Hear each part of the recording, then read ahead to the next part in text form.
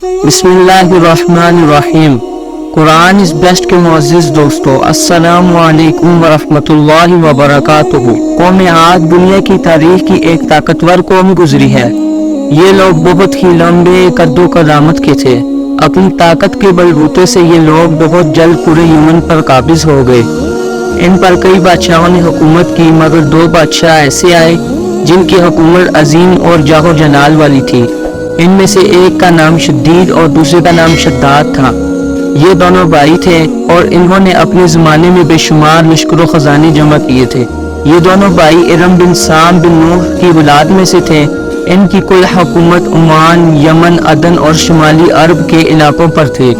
جب شدید کی موت واقع ہوئی تو پوری حکومت شداد کو مل گئی۔ اس نے تمام قبائلی سردار اور بادشاہوں کو اپنا مطیع فرما بردار بنا لیا۔ لہذا اس نے 100 متعدد افراد کو جمع کیا اور ہر ایک کو 1000 آدمیوں پر مقرر کیا اور پوری دنیا کے ماہرین کو عدن آنے کی دعوت دی۔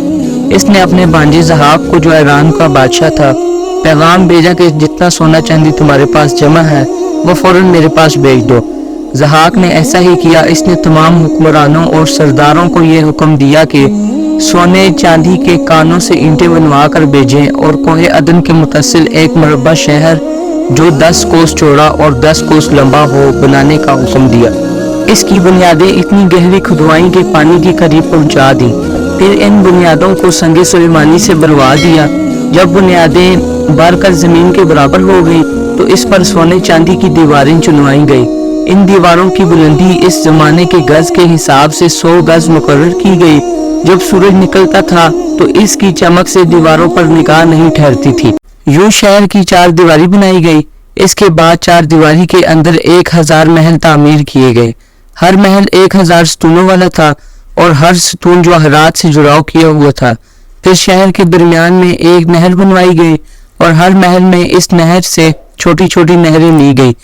ہر محل میں حوض اور فوارے بنائے گئے۔ ان نہروں کی دیواریں اور فرش یاقوت، مرجان اور نیلم سے سجا دی گئے۔